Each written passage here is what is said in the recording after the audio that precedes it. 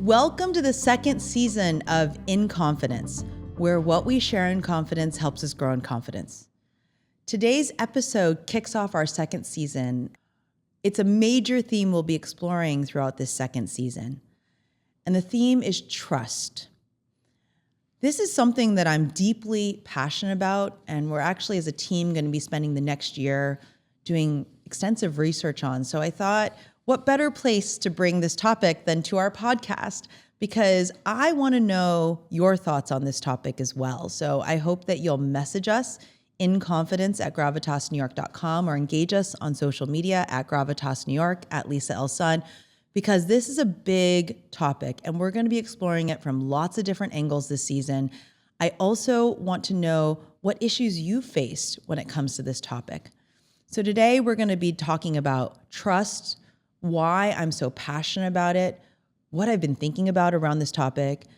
The second is why it's so hard for us to have trust. And third, I'm going to introduce a framework for how we can turn trust from a very emotional topic into an intentional skill set that all of us can get better at. Because whether we're building relationships, we're maintaining them, growing them, or we're deciding what to do when relationships break and trust breaks, whether it's healing that relationship or walking away from it, this is the glue. It's the space that stands between us all. So first, why am I so passionate about trust? I want to take you back in time 20 years. I was an early junior partner at a consulting firm. And at that time, I was serving two different clients. One was a very well-known big box retailer, and the other one was a high-growth beauty company that was backed by private equity. Both companies had comparable odds of success. And what we realized very early on in both projects is through management interviews, these deep structured interviews, through employee engagement surveys, the defining factor between success and failure was the idea of trust. The big box retailer went bankrupt 2 years later, and the high growth beauty brand exited for over $1 billion 6 years later. And the difference between their trajectories all came down to the idea of trust. I'm going to give you an example of what that means. So for the big box retailer, we were doing all these interviews. I'm going to read you some of the quotes from the work that we did there. The retailer, I have no idea what we're doing. There's no communication or transparency about where everything is headed. I don't feel safe speaking up without fear of judgment or consequences. People here are afraid to make mistakes. And there's a lot of favoritism. And with the back channeling, I don't know who to trust. And so when we met with the CEO and shared with them some of these results, we said, if you want to reinvent, transform, and change the trajectory of this company, we have to deal with the underlying issues, whether it's bringing in new, fresh talent or addressing why people don't believe in the direction or why the back channeling or favoritism is there. We need to address those because any changes we make may not land because the mindset is not there for transformation to happen. That particular management team said, no, we're just going to renovate the stores. We're going to focus on accountability and metrics. We're going to set targets. We're going to turn this thing around through just really great operational discipline. And as I shared, a few years later, that company filed for bankruptcy. In the other example of the high growth beauty brand, here were some of the examples of what we heard. New management doesn't understand or respect our culture. The new guys say all the right things, but who knows if they'll follow through. So new executives have been brought in to complement the founding team. It's too early to say whether trust will be earned, but skepticism is high. We were brought in for a reason. That was the new executives. The new folks communicate with each other behind our backs. We're doing the same thing though. And what was so fascinating in this real-time experience that I had of going through seeing both of these clients was I realized that we could address the trust issues in both settings. And we made recommendations. The private equity firm saw these results and said, okay, we want you to go and build trust between the old management team and the new management team. We want you to go through the process. And so for the first 100 days after the private equity team had made this investment, we spent time in executive sessions, management team offsites, really trying to understand everyone's distinctive strengths, what they all brought to the table, what biases they were bringing. Because old management team was like, well, we got here for a reason, we were successful. And so I don't know why we're coming in and introducing all these new things to grow the business. We know how to do this. And the new management team was saying, well, we've had multiple successes, multi-billion-dollar exits. Why don't you want to take our expertise? And over that 100 days, we realigned the trust. And so something that I've been thinking about for some time is this idea of trust. Once I saw it, I couldn't unsee it. Trust seems to be this invisible force that shapes every success, every fracture, every breakthrough that I've seen in my life. And unconsciously, I realized that I'd been bringing this idea of trust into everything I did over the last 20 years. So, for example, when I dress a woman in our confidence closet for 30 minutes, we don't know each other. And in the first 10 minutes, I mean, think about how vulnerable that is, that this person is getting undressed and I need to earn this person's trust. And so I have to build this instant trust with them. When she sees that I truly understand her or see her in that first 10 minutes, she lets her guard down and we can do the work. It's taken me 20 years to really understand this invisible force of trust and start practicing it on purpose, because I saw it 20 years ago in the data as a consultant. And then I think just unconsciously started to move it into the way that I worked. Now, having run this company for a decade, I want to explore this topic more deeply, because if we can see this pattern play out in boardrooms, breakups, family therapy, dressing rooms, everything changes when you can understand and see this pattern around trust. So let's dig into it. Why does trust matter? Well, there is a phenomenal book written by Patrick Lencioni, which is The 5 Dysfunctions of a Team. And I always refer to this graphic that he has, where he has a pyramid. And he talks about the 5 components of the pyramid. And the base level of the pyramid is trust. And he says, look, if you have trust with people, people are open and they're not guarded. And because of that basis of vulnerability-based trust, not predictive trust, and just to give you that distinction, which we'll dive into later, predictive trust is someone I've known a long time and I can kind of predict their behaviors. He says, well, that's one form of trust, but vulnerability-based trust, when you are unguarded, you are open, you're very comfortable with each other in terms of you respect each other's opinions and differences and backgrounds and you accept each other's flaws and strengths. He says, if you have that precondition, you then can have conflict. And if you can have conflict, that means we can openly get into issues and we can talk about the best answers. And from a place of conflict, you can have commitment. You can say, okay, because I feel comfortable really fighting with you about this or debating this with you, I'm committed to making this a success. And with that level of commitment, that third layer of the pyramid, you then can have accountability. Well, now I feel responsible. I feel like this is mine to own. And from a place of accountability, we can have results. And I love this diagram because I think it applies in personal and professional settings. In professional settings, oftentimes, like in the example of the big box retailer, we focus on accountability and results. We give people scorecards. Here's what I want you to deliver. But maybe we haven't had that opportunity to have them conflict and commit before asking them to be accountable. And so what was interesting is in the 2 examples I shared at the beginning of this podcast episode, the big box retailer jumped to accountability and results. Whereas the high growth beauty brand focused on, okay, let's build trust. Let's let new management and old management have conflict. Let's really allow them to debate all the different ways in which things could play out based on everyone's shared experience. And then what you realize is there was a shared sense of commitment and accountability for the growth plan over the next 5 years, which led to a $1 billion plus exit.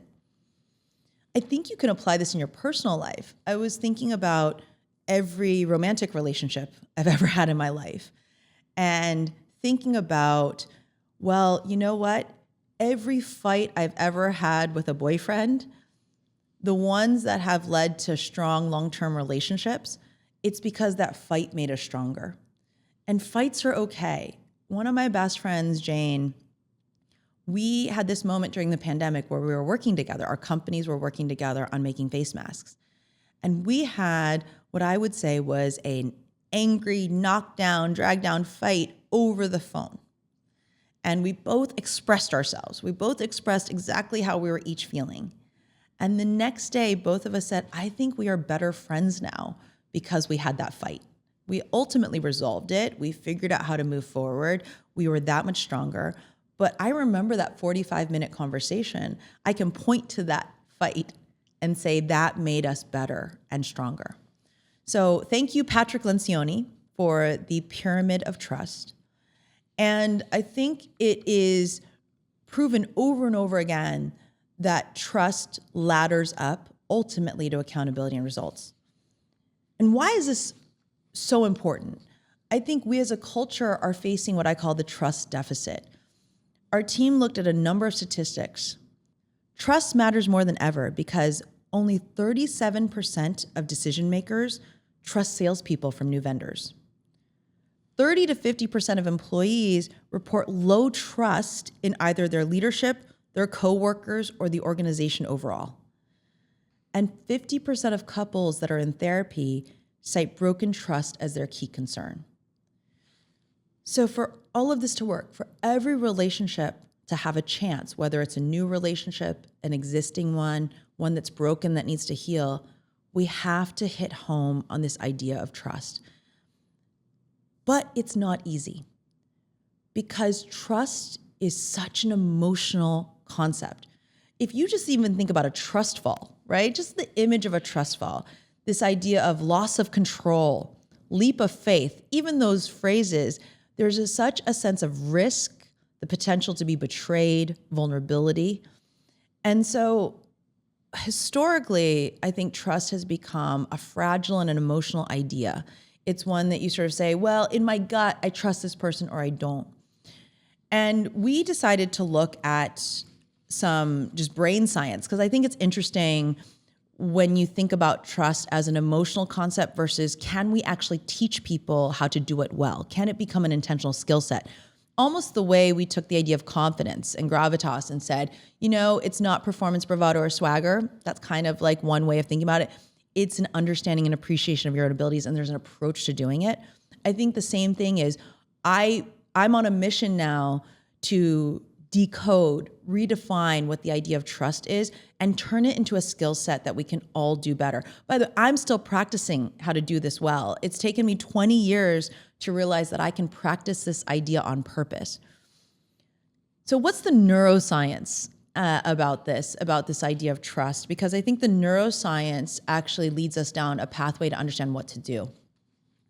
I want to introduce this idea of the trust asymmetry, or you can probably read it as like why betrayal hits harder. Trust isn't built in a single moment. It actually accumulates in small actions over time. And what we've learned from neuroscience is it can be shattered in an instant. This imbalance is what I'm calling the trust asymmetry. It's a biological and emotional phenomenon where the brain registers betrayal more intensely and durably than it does loyalty or connection. Trust, when you trust someone or you're in a trust-based relationship, it activates oxytocin. Oxytocin is the hormone that promotes calm and bonding. Whereas betrayal, when you've been let down or you've experienced a disappointment with someone, betrayal lights up the amygdala. Now, the amygdala is the most primitive part of the human brain. Every animal has an amygdala. It controls flight, fight, or freeze. When your amygdala lights up, it triggers a primal fear response, and it rewires yourself for self-protection. So what's interesting is when we feel good about a relationship, oxytocin shows up. It's a bonding and calming hormone. But the moment we're let down, we're lied to, rejected, ignored, the system short circuits from oxytocin to cortisol, adrenaline. Oxytocin fades quickly, but the effects of fear-based responses, they last far longer and inform your interpersonal strategies and your inner narratives for much longer frames of time. Just to say it more simply, we're neurologically predisposed to remember pain more vividly than peace and calm. And so this asymmetry explains why we as adults operate from a baseline of skepticism, guardedness, and truth asymmetry is a neurological pathway, not a personal failure. I want to share that with you because it explains why trust is so hard for us. I want to explain this from a neuroscience point of view because if we remember pain more vividly than we do bonding and calm, then it makes sense that we have all this scar tissue in us. And when we interact with other people, whether it's colleagues, partners, even ourselves, by the way, the idea of self-trust is a big one. We are navigating invisible scar tissue because every one of us comes to a situation rarely as a blank slate. We bring all of this bias towards self-preservation, skepticism, guardedness to the table, especially in new relationships. This is why, by the way, it has been really hard dating in my 40s. Like, I feel like as a 45-year-old woman, I'm in a really loving relationship with someone, but I bring all of this scar tissue. This scar tissue also explains why well-intentioned people can often engage in betrayal, because in the absence of psychological safety, our brain prioritizes our own survival over connection or taking a leap of faith or risk. So building trust isn't just about being reliable, it's about actively disarming the brain's defenses. It means that we have to think of trust as an intentional skill set where we are self-aware, we are empathetic, and we realize that the small things ladder up to the bigger ones. So what do we do about it? What do we do about this trust asymmetry? Well, this is why I believe we have to rewire ourselves, especially when trust has been ruptured. I think there is a deliberate amount of effort that we need to think about, and it comes in a few components. If you think about an iceberg, only 10% of the iceberg is visible above the waterline. It's behavior, it's what I can see. 90% of the iceberg is below the waterline. It's thoughts, values, feelings. Like anything in life, trust is a combination of the mindsets below the waterline coupled with the behavior above the waterline. And what I think has happened with trust is because we can only see the behavior and we don't double click to understand the underlying mindsets, we think that we can solve the idea of trust with just behavioral changes, accountability, results. But that 90% below the waterline is really where the greatest unlock happens in every single relationship. So I want to introduce a new framework. And if you are on our website, you can download a PDF with this framework. And I want to think about trust in 4 components. 2 are above the waterline and 2 are below the waterline. So the 2 behavioral ones, reliability and congruence. And the 2 mindset ones, the ones that are below the waterline, are acceptance and openness. And I want to think about these as the 4 components that build up a skill set around trust. Now, let me double click on each of these. Reliability is one that we often talk about when it comes to trust. Now, reliability is I take action, I keep my promises, I meet deadlines, I follow up, I follow through, and I deliver. So this is something I can score. I can say, did this person say they were going to do it, and did they do it? The next one is congruence, which is integrity. Do they walk the talk? Are they sincere? Do they speak openly and honestly? They don't play games. They don't say one thing and do another.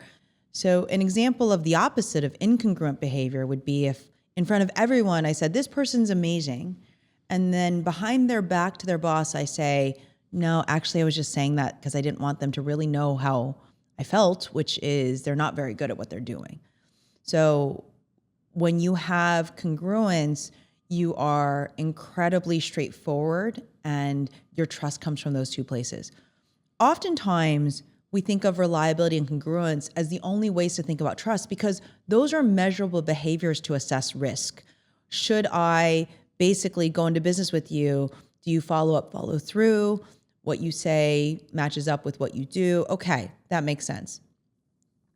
What's interesting though is if you go below the waterline on the iceberg, there's two mindsets. There are two thoughts, values, feelings that underpin those behaviors. The first of those is acceptance.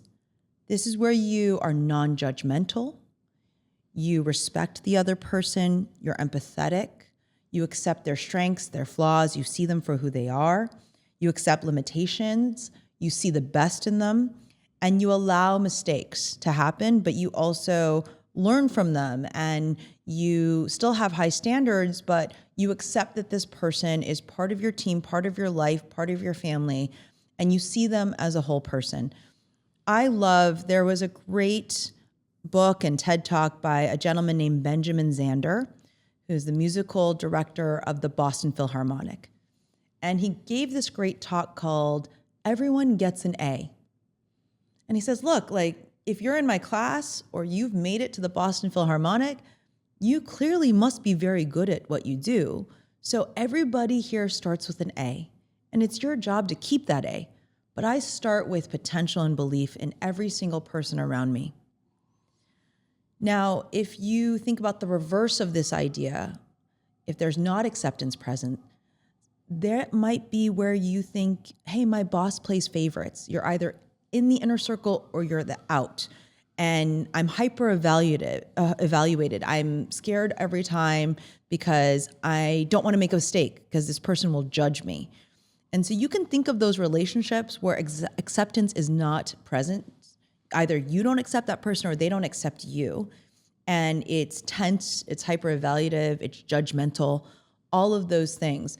That is actually a precondition to being reliable and congruent is in a relationship, how much do I accept you? So I think about my current relationship with my boyfriend, and this idea of acceptance is super important. I see him for his strengths, his flaws. He sees me for my strengths and my flaws. By the way, they're very different, and we're going to get into that.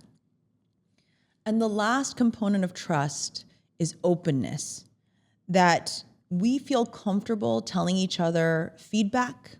We feel comfortable having conflict, engaging in the dialogue, cooperating, really valuing the exchange we have between each other because it makes us stronger. So think of openness as open communication, dialogue, feedback. And that component allows teams to have conflict commitment that ladders up to accountability and results. These four components of trust, reliability, congruence, acceptance, and openness, decode this idea of trust as an emotional skill set into an intentional skill set. Because what you can do in every relationship is you can understand your starting point against these four dimensions. I want you to download the PDF on our website because we gave you a blank form and there's a couple of columns. And I want you to do an exercise for yourself. There's 2 columns at the start of this. And you'll see these 4 components: reliability, congruence, acceptance, and openness. And one of the columns says me, that's me. And there's a blank line on the second column for someone in your life. I want you to take the best relationship you have in your personal life.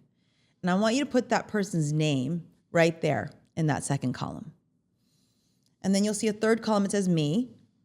And then next to it in the fourth column, there's also a blank. I want you to put in the name of the best relationship you have at work, or perhaps a charity if you're not working full time, just someone that you have a relationship with. And both of these have to be the best relationships you have. Now what I want you to do is for these two really awesome relationships, I want you to give yourself a score from 1 to 4. 4 being perfect, amazing, 1 being not great. And I want you to score how you treat this person on these 4 dimensions of trust. So are you reliable with them? Give yourself a 4. Are you congruent? Give yourself a 4.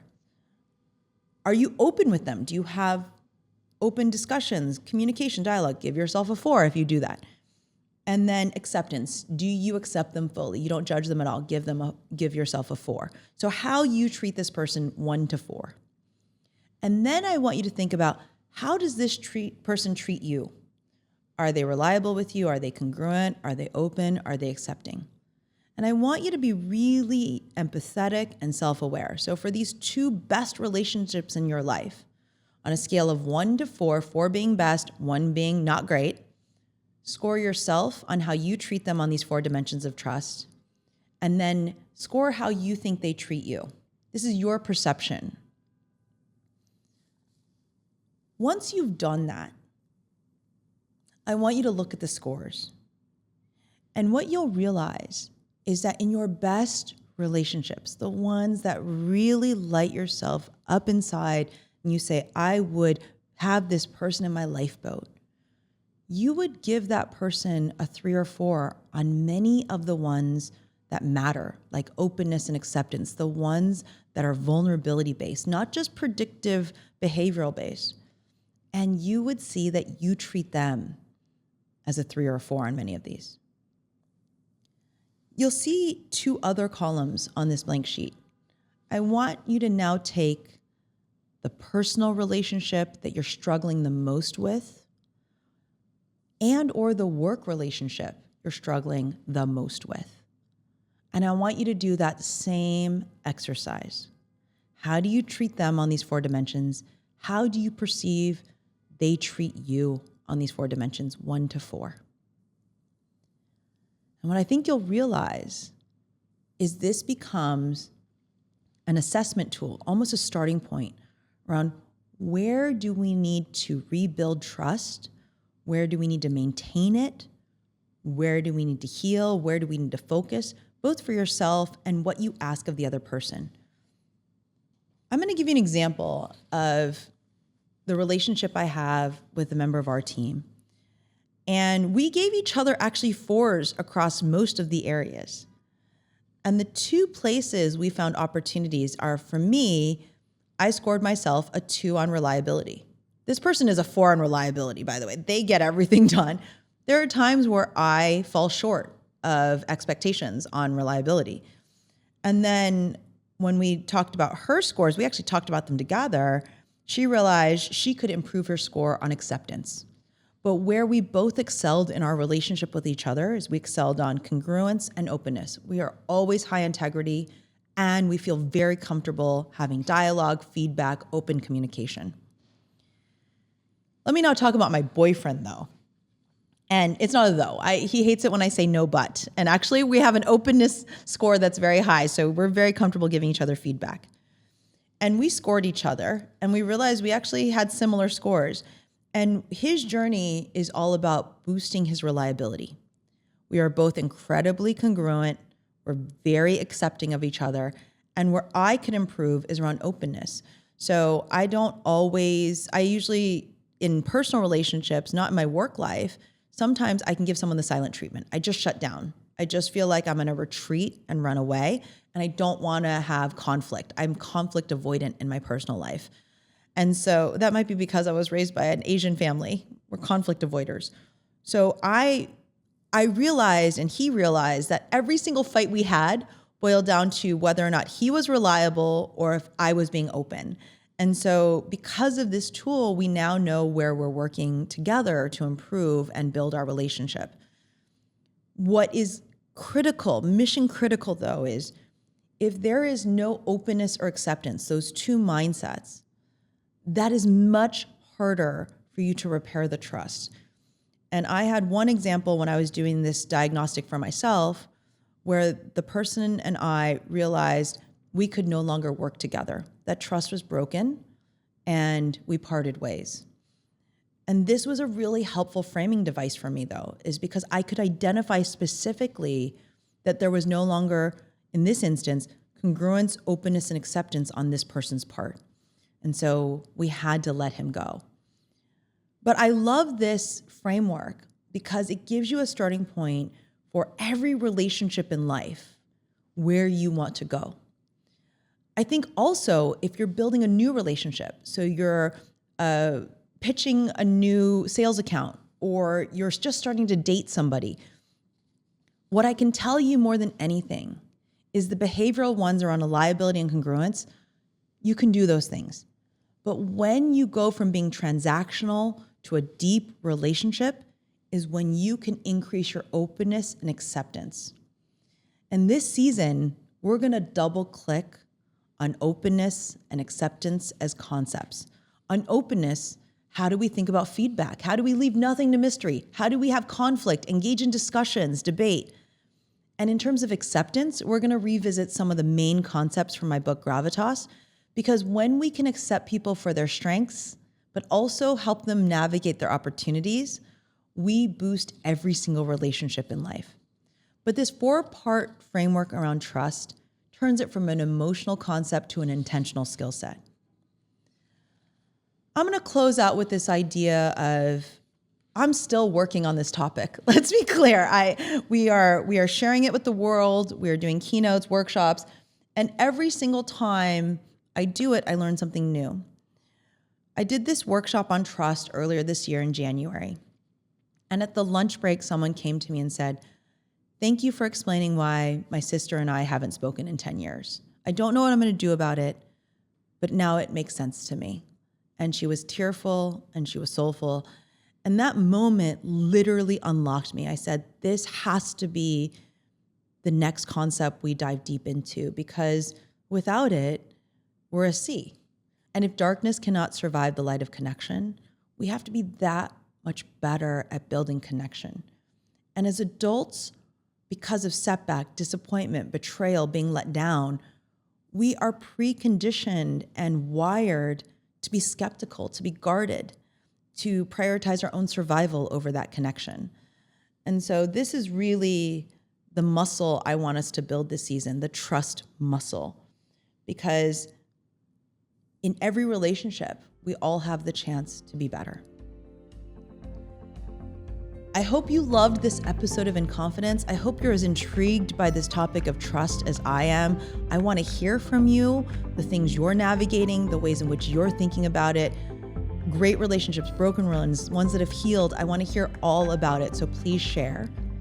If you love this episode, please share it with someone who needs to hear it today. Subscribe so you don't miss a moment of inspiration. And until next time, in the words of my 9-year-old self, I see you, I value you, and I believe in you. This is In Confidence. Just a little reminder, this podcast does not dispense medical advice or prescribe the use of any technique as a form of treatment for physical, emotional, or medical problems without the advice of a physician, either directly or indirectly.